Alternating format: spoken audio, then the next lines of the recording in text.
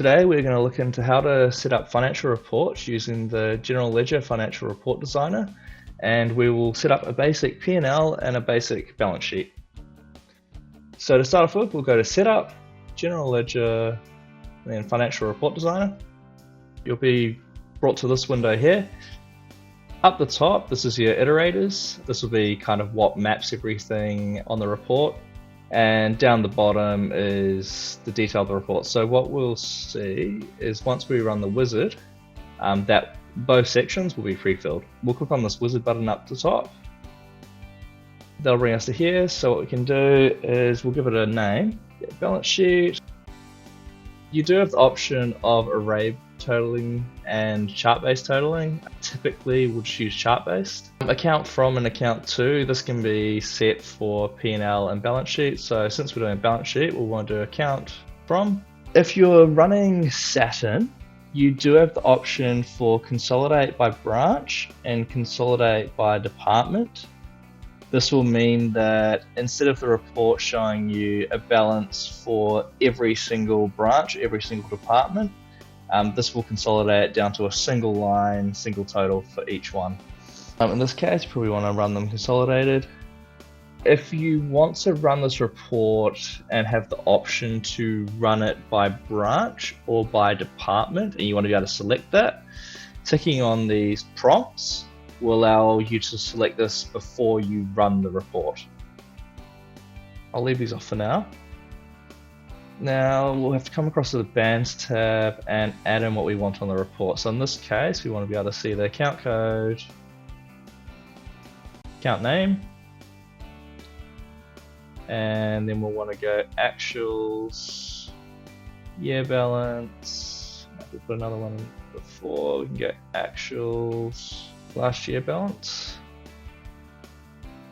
and here we can give it a new label if we want. We can update the font, update the page orientation. This can be handy if you've got quite a lot of detail down here to force it to be landscape.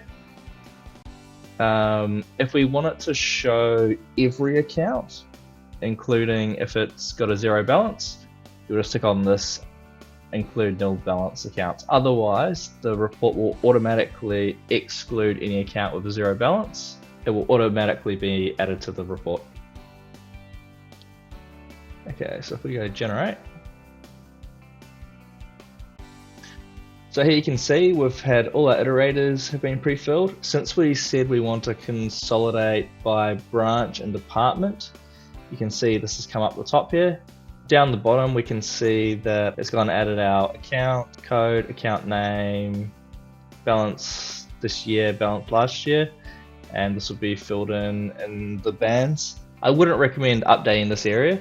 Main reason why is if you ever need to update your report or rerun the wizard, this area will be overwritten.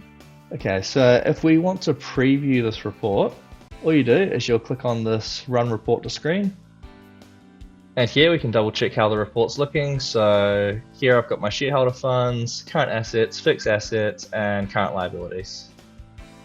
Another option is if you want to run the report for a specific period, what we can do is we can go to this view and come down to reporting period, and we can select which period we want to run it for.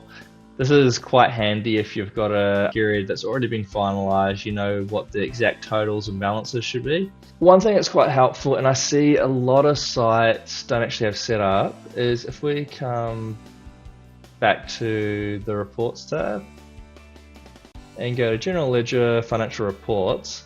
Here you can see all I've got is this button for financial reports. I click on it and it's not actually got a report pre-filled. I'd actually have to come into here, select my report, and then open and then run. Instead of doing that, what we can do is once this is set up, we can come down to options and go add to navigator. Double check its naming. Down here, the last piece of text after the backslash is what will be the name of your report in the for the shortcut. So in this case, I've got a P&L 5 years, which is fine. So I'll just go save. and now I've got it showing down in my financial reports as a shortcut. So if I was to click on this, it's pre-filled in my report, saving me a whole bunch of clicks where I have to now come into the three dots, find my report from the folder, and then click save.